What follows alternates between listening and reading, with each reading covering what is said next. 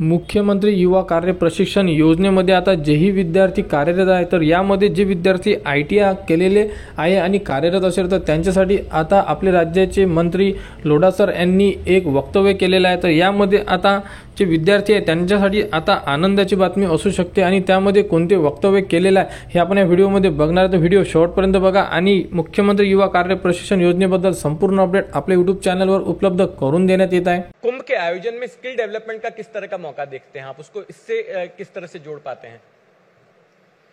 ऐसा है, देखिए कि स्किल का तो कुंभ के अंदर वैसे तो भी स्किल डिपार्टमेंट के हमारे जो सब्जेक्ट हैं उसमें हमने यज्ञ हवन कराने का, मंत्रोच्चार करने का, ये भी एक स्किल है, इसको भी शामिल किया है।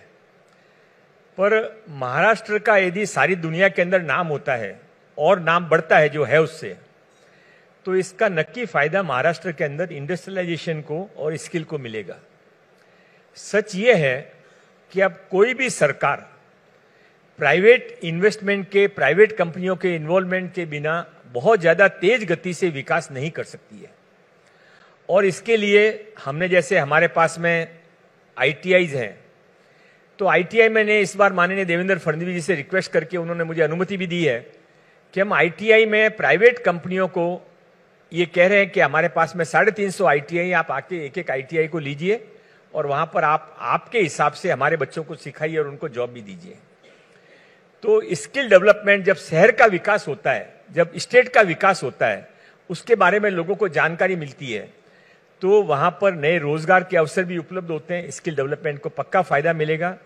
तो नासिक के कुंभ का महाराष्ट्र सरकार को स्किल के अंदर भी बहुत फायदा मिलेगा।